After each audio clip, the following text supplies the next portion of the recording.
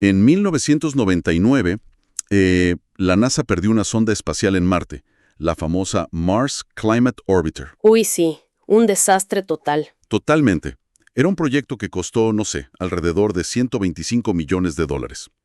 ¿Y la razón del desastre? Un equipo de ingeniería estaba usando el sistema métrico para sus cálculos, mientras que otro equipo, en una ciudad completamente diferente, estaba usando el sistema imperial. Pulgadas contra centímetros. Exacto. Pulgadas contra centímetros. La nave literalmente se desintegró en la atmósfera marciana por un error de comunicación de matemáticas de escuela primaria. ¡Wow! Es increíble cuando lo piensas así. Es un ejemplo extremo, claro, pero, y aquí va el punto, ilustra una situación casi universal en el mundo laboral. Para quienes nos escuchan, es esa sensación de frustración absoluta cuando, después de pasar días enteros apagando un incendio en la oficina, o, digamos, resolviendo un problema urgente, Ajá. de alguna manera, ese mismo problema vuelve a aparecer en el escritorio la semana siguiente. Es como vivir en un ciclo sin fin, un día de la marmota corporativo. Y el caso de la NASA que mencionas ilustra perfectamente por qué sucede esto, ¿no? Ocurre porque la gran mayoría de las veces, cuando hay una crisis, las organizaciones se dedican a tratar los síntomas de la situación de manera, pues, urgente. Claro, poner la curita. Tal cual, se apaga el incendio visible, pero rara vez se detienen a escarbar en la tierra para atacar la raíz profunda del problema. O sea, si un proceso permite que dos equipos usen sistemas de medición diferentes en un proyecto de 125 millones, el problema no es la matemática, Entonces, ¿qué es? es el sistema de validación. Quedarse en la superficie es básicamente la receta para repetir el fracaso. Bueno, ok. Vamos a desmenuzar esto paso a paso. La misión de nuestro análisis a fondo de hoy es entender cómo las organizaciones más efectivas logran identificar, solucionar y, lo más importante, prevenir estos problemas recurrentes. Exacto. Y para eso tenemos un material súper sólido. Sí, tenemos dos fuentes principales sobre la mesa. Por un lado, una presentación técnica muy detallada de Positiva Compañía de Seguros a través de sus plataformas Suma 5.0 y Educa. Este documento desglosa cómo funciona un sistema de gestión en seguridad y salud en el trabajo, el famoso SGSST. Que es un marco de referencia increíble. Y por otro lado, cruzamos eso con un material muy táctico de Pirani, que es un software de gestión de riesgos, y este material habla sobre cómo diseñar planes de acción reales para la mitigación. Pero, a ver, yo arranco con una duda básica. Dime. Si alguien soluciona un problema inmediato en la oficina y todo vuelve a la normalidad, ¿no es eso suficiente? O sea, ¿por qué los documentos hacen tanto énfasis en construir un sistema entero solo para esto? Pues porque la normalidad muchas veces esconde la próxima crisis. El material de Positiva no define este sistema de gestión como un simple manual de reglas o, no sé, un archivador lleno de políticas que nadie lee. ¿Qué es lo que suele pasar? Exacto, que se vuelve letra muerta. Lo define como un proceso lógico y por etapas, y está impulsado por una filosofía de mejora continua. El objetivo real es anticipar, reconocer, evaluar y controlar los riesgos. ¿Y cómo evitan que se quede solo en el papel? Pues exige un liderazgo real por parte del empleador, pero, y esto es clave, con la participación obligatoria de los trabajadores. Ahora, respondiendo a tu pregunta de por qué solucionar lo inmediato no basta, la fuente hace 3 distinciones que la verdad cambian las reglas del juego. Define lo que es una no conformidad, una corrección y una acción correctiva. A ver, vamos a bajar esos términos a la tierra. ¿Cómo se ven en la vida real, en el día a día? Vale. Si uno se imagina una fábrica, digamos, la no conformidad es básicamente la desviación del estándar. O sea, la máquina principal se detuvo porque se sobrecalentó y la producción se frenó. Ok, el problema evidente. Ajá. La corrección, por su parte, es la acción inmediata. Le pones un ventilador gigante a la máquina, la enfrías y vuelve a arrancar. Salvaste el turno de producción. Apagaste el incendio. Exactamente. Pero la acción correctiva, ahí es donde cambia la cosa. Es la investigación profunda para eliminar la causa real de esa no conformidad. Es desarmar la máquina, descubrir que un filtro de aceite barato se tapa cada 2 meses y tomar la decisión de cambiar el proveedor de filtros. Claro. Y bueno, de hecho hay un cuarto nivel que es la acción preventiva, que es actuar mucho antes de que la máquina siquiera avise que se está calentando. Para visualizarlo en un entorno un poco más cotidiano, es como tener una gotera en el techo de la oficina. Poner una cubeta debajo del agua que está cayendo en medio de la tormenta. Eso es la corrección. Sí, proteges las computadoras y el piso no se inunda. Exacto. Pero subir al techo, digamos, encontrar la teja rota y cambiarla por una nueva, cuando escampa, esa es la acción correctiva. Tal cual.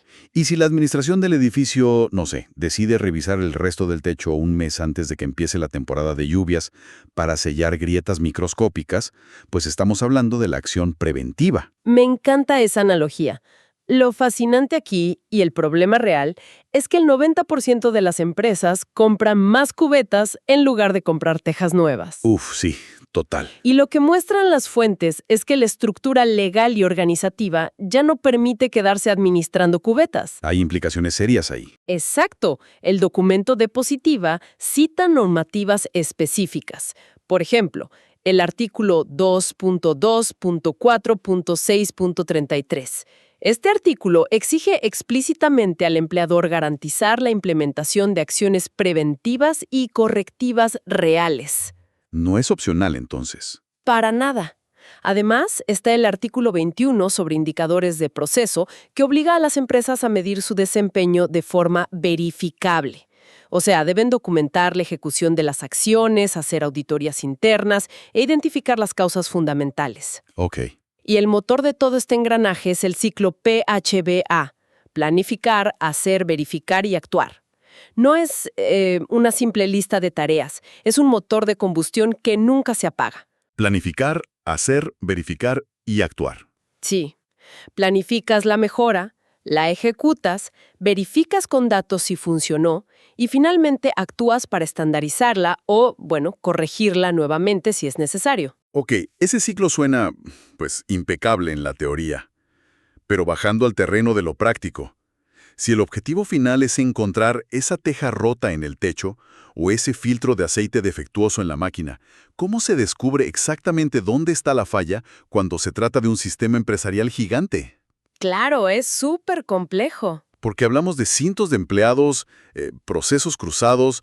El texto de Positiva habla de un método de solución de problemas de 8 pasos. Va desde definir el problema y la situación actual hasta analizar causas, implementar acciones y verificar.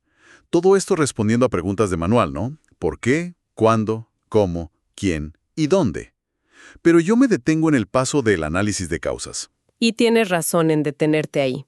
Ese es el punto de quiebre. Para no perderse en ese mar de complejidad, el documento detalla herramientas visuales y analíticas muy, muy concretas. ¿Cómo cuáles? Menciona la clásica lluvia de ideas para generar una lista de posibles asuntos en equipo. Luego propone la técnica de los 3 porqués. Ah, la de preguntar por qué, varias veces. Exacto. Busca rastrear el síntoma hasta su origen humano o de proceso, preguntando consecutivamente por qué ocurrió un fallo, hasta llegar verdaderamente a la raíz, ¿no? O sea, no sabe, no puede o no quiere. También expone el diagrama de Ishikawa. El de Kaoru Ishikawa, claro. Sí, conocido como el diagrama de espina de pescado. Este categoriza las causas de un efecto de forma integral, ya sea en maquinaria, mano de obra, métodos, materiales. Y finalmente el diagrama de Pareto, que se basa en la regla del 80-20. A ver, aquí hay algo que me hace dudar un poco. Dime. Cuando hay una emergencia empresarial que, digamos, está costando miles de dólares por hora, ¿quién tiene tiempo para detenerse a dibujar un pescado en una pizarra o jugar a preguntar por qué 3 veces como si fueran niños pequeños explorando el mundo? Entiendo tu punto. Suena a un lujo. Claro, la reacción natural y, pues la más rápida, es meter a los gerentes en una sala, hacer esa lluvia de ideas de la que hablas, decidir un plan por instinto y ejecutarlo. La recolección de datos que exigen estos diagramas parece, no sé, demasiado lenta para una urgencia. Es una reacción supernatural. Pero es precisamente la que lleva al síndrome del día de la marmota que hablábamos. Una lluvia de ideas sin datos en medio de una crisis, suele convertirse en una competencia de egos. Sí, termina ganando el que grita más fuerte. Tal cual. Termina ganando la opinión de la persona con el cargo más alto en la sala. Se ve mucho el sesgo de confirmación y las dinámicas de poder, ¿no? Donde, digamos, es más fácil culpar al operario de menor rango que cuestionar el proceso de compras de la empresa. Por eso el paso 2 del método de positiva es innegociable. ¿Cuál es ese paso? Establecer datos. Las herramientas como el diagrama de Ishikawa no son sesiones de adivinanzas grupales, son matrices para organizar evidencia objetiva. ¿Evidencia en qué sentido? O sea, ¿qué tipo de datos? Pues registros de mantenimiento, tiempos de inactividad, quejas documentadas de clientes.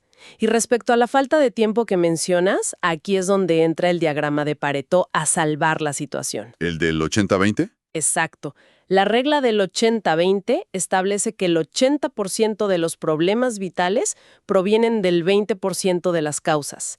Si tienes 100 problemas menores en una línea de ensamblaje, la intuición te diría que trates de resolver los 100 al mismo tiempo, ¿verdad? Sí, tratar de apagar todo. Pero Pareto, cuando está alimentado por datos, te revela que 80 de esos fallos ocurren por un solo error de calibración en la primera máquina.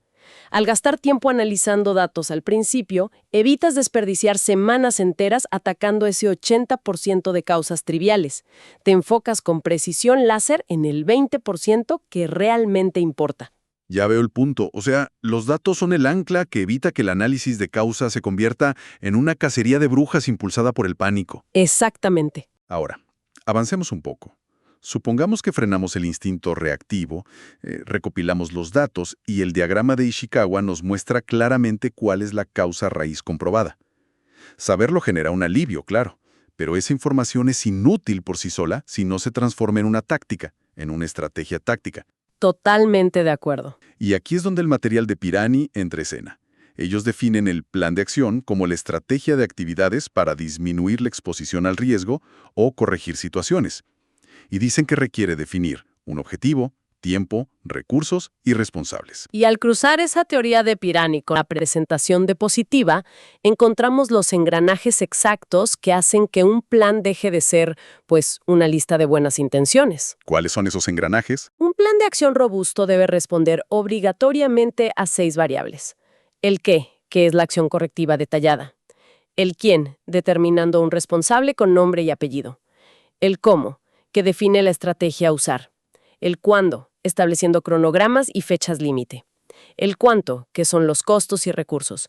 Y el dónde, especificando el lugar o alcance de la acción. Aquí es donde se pone realmente interesante para mí. Porque si tomamos esas 6 variables, un plan de acción suena básicamente como dirigir una película. A ver, ¿cómo así? Pues no basta con tener un buen guión, que en este caso sería el diagnóstico de la causa raíz. Necesitas saber quién es el actor, cuánto cuesta la escena, cuándo se graba y dónde. Si en el plan de acción no defines explícitamente quién es el responsable de apagar las luces del set y cuándo debe hacerlo, alguien lo olvidará. Claro. Los focos se van a sobrecalentar y el estudio entero se va a incendiar. Si falta un elemento, la película no sale. Un plan sin un doliente claro y sin presupuesto es una carta a los Reyes Magos. Me da mucha risa la analogía de la película, pero es que la valida por completo. Si conectamos esto con el panorama general, resalta la necesidad de responsabilidades concretas. Pero, ojo, fíjate que la fuente añade una capa de complejidad matemática antes de gritar acción en ese set de grabación. ¿Matemática? Sí, porque no todas las causas merecen el mismo presupuesto ni la misma urgencia. El texto de Positiva muestra una fórmula fundamental para evaluar las acciones. Frecuencia multiplicada por impacto es igual a la calificación de la causa. Ok, frecuencia por impacto. Ajá, y utilizan una escala de 5, 3 y 1. Si un fallo ocurre constantemente, recibe un 5 en frecuencia. Si ese fallo puede causar, digamos, una lesión grave o la quiebra de un proyecto, recibe un 5 en impacto. Multiplicas eso y tienes un 25. Eso es prioridad roja. Entiendo.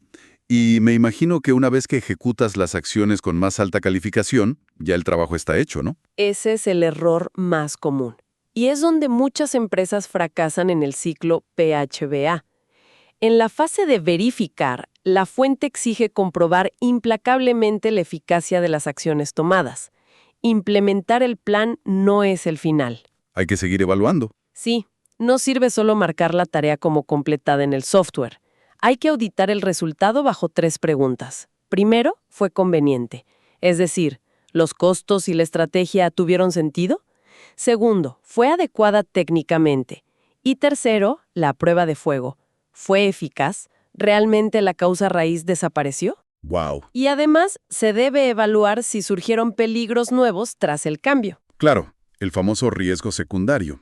El riesgo de que la cura resulte peor que la enfermedad. Exacto. Es como si al subir al techo a arreglar la teja rota de nuestra gotera, el técnico pisa mal, rompe una tubería de presión y ahora en lugar de lluvia tenemos una inundación interna. Sí, todo cambio en un sistema genera fricción en otra parte del sistema. Totalmente. Pero, a ver, hasta ahora toda la conversación ha girado en torno a corregir algo que salió mal y evitar que se repita. Ha sido un enfoque muy defensivo. Pero los sistemas más maduros operan de otra forma.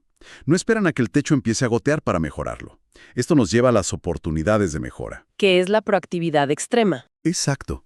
Mi pregunta es, ¿de dónde sacamos ideas para mejorar cuando aparentemente todo funciona bien en la empresa, cuando los indicadores están en verde? Esa es la frontera entre una empresa que sobrevive y una que lidera. El documento de Positiva categoriza la mejora en 3 niveles. La mejora reactiva, que es la acción correctiva de la que ya hablamos. Luego está la mejora incremental, que es la optimización continua. Hacer algo un poquito mejor cada día. Exacto, un 1% más rápido o seguro. Y finalmente, la mejora creativa, que es la innovación pura, crear algo completamente nuevo. Y para determinar estas oportunidades de mejora, el sistema tiene que nutrirse de información, que la fuente divide en fuentes internas y externas. De las internas mencionan bastantes. Hablan del desempeño del SGSST, los reportes de actos y condiciones inseguras, auditorías internas, análisis de riesgos y datos.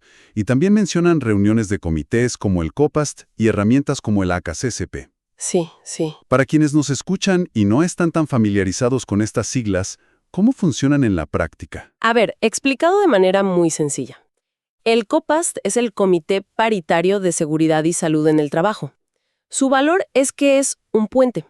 Tiene representantes tanto de la dirección como de los trabajadores operativos. Los que están en el terreno. Exacto.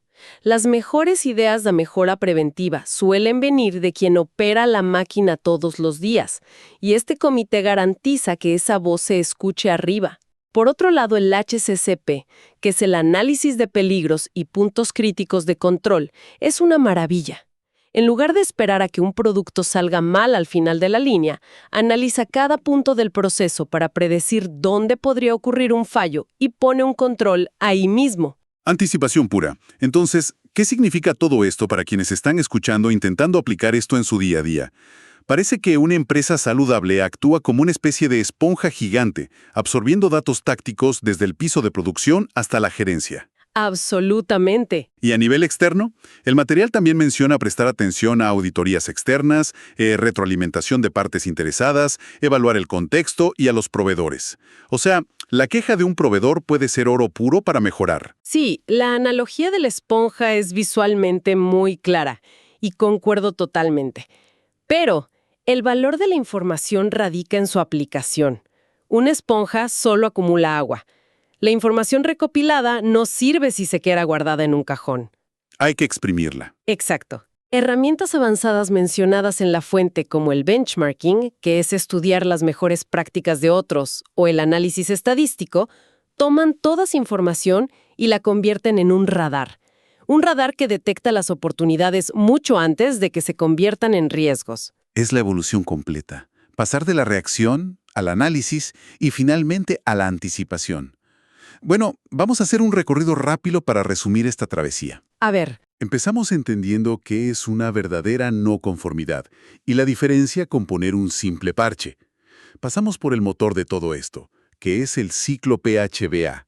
Luego, sacamos la lupa para usar diagramas como Ishikawa y Pareto, basados en datos y no en egos. Súper importante. De ahí, estructuramos un plan de acción tipo Pirani, con responsables, tiempos y presupuestos claros, el qué, quién, cuándo y cómo, hasta llegar a la innovación constante, escuchando fuentes internas y externas. Es un camino fascinante. Y algo clave para recordarle a la audiencia es que estas metodologías no solo aplican a la seguridad industrial o corporativa. El ciclo de diagnosticar la raíz real de un problema y establecer un plan estructurado tiene el poder de revolucionar la forma en que se gestionan los proyectos diarios. De cualquier tipo. Sí, de cualquier tipo. Ayuda a evitar el desgaste terrible de apagar los mismos incendios todos los días a las 5 de la tarde. Totalmente de acuerdo. Transforma la frustración en una ruta de trabajo. Y bueno, analizando toda esta inmersión, y cruzando los textos lógicamente, creo que queda un pensamiento provocativo flotando en el aire. Esto plantea una pregunta importante. De hecho, si consideramos que la mejora continua, el actuar y verificar del ciclo PHBA, literalmente nunca termina, ¿significa eso que la meta en la gestión de riesgos nunca es alcanzar la perfección absoluta de tener cero problemas, sino más bien construir una organización que aprenda a adaptarse y evolucionar más rápido que sus propios errores?